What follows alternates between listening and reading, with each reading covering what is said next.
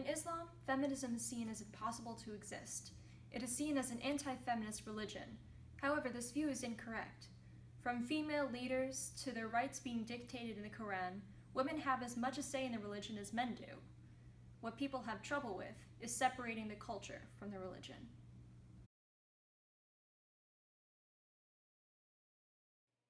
Now we will focus on why Western women believe they're more liberated than Muslim women. These have to do with a lot of common misconceptions in the Western world.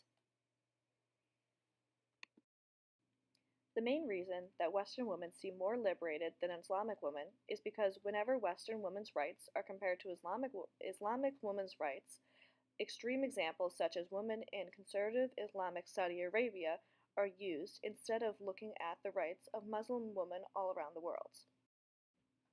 The Western media plays a huge role in the portrayal and misconception of Muslim women. The media mostly focuses on the look of Muslim women and how it differs from the Western woman. There's little focus on what they are actually doing and how they're taking active role in their society.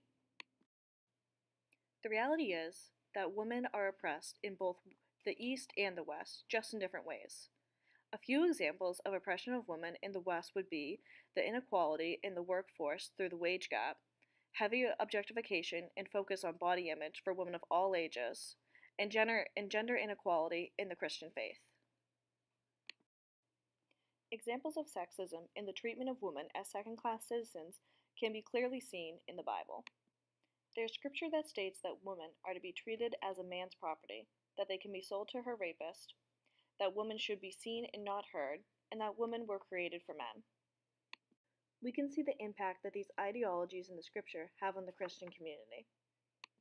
Despite women having higher rates of attending church services, they hold less than 10% of ordained leadership positions in churches.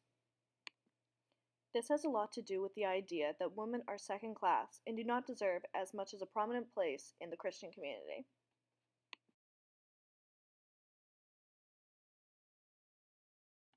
There are many reasons why people perceive Muslim women as oppressed, three of which include the perception of Muslim women as non-liberated, segregation in worship, and discrimination as Muslims. There's a liberal position that Islam is patriarchal, although patriarchy is not specific to the religion. However, this position is built around the ideas that Islam oppresses its women, and women are always in search of liberation and an escape from this patriarchal society. So under this idea, Muslim women are thought to have a lack of free will, agency, and voice in society. And this is mainly derived from the binary opposition between Muslim and Western women, which makes it seem as though these are clear-cut, mutually exclusive categories. In addition, they also experience segregation in worship. Women are isolated from the main prayer area by a division into a separate room.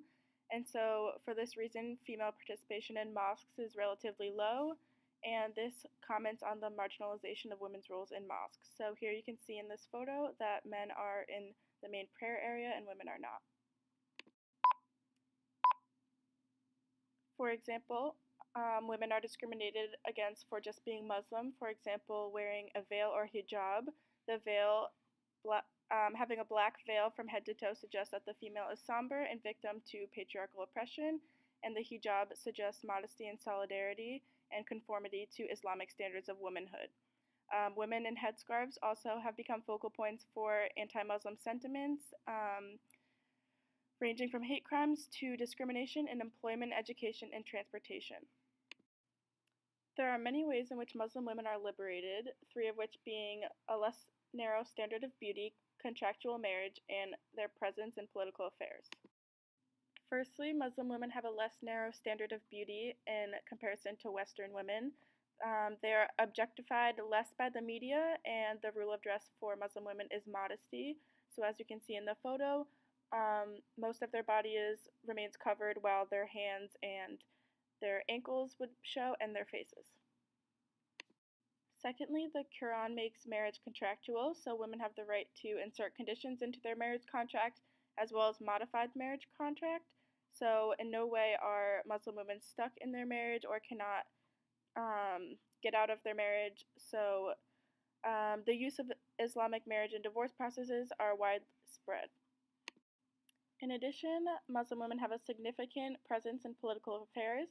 American Muslim women are among the most highly educated female religious groups in the United States, and there are also numerous female political leaders in Islamic countries. For one example, we have the Prime Minister of Pakistan, who was the first woman in the Muslim world to serve as the head of government. Another example is the President of Indonesia from 2001 to 2004. The hijab is defined as a head covering, found in many traditions, not just in the Muslim religion. There are several other coverings, such as in Judaism or Christianity. Even though some people see the hijab as an oppressive symbol, many women believe that not to be true. In fact, many Muslim women find it as a sign of liberation. It allows them to not be seen as a woman, but as a person. It separates them from the sexist views that many Western people hold.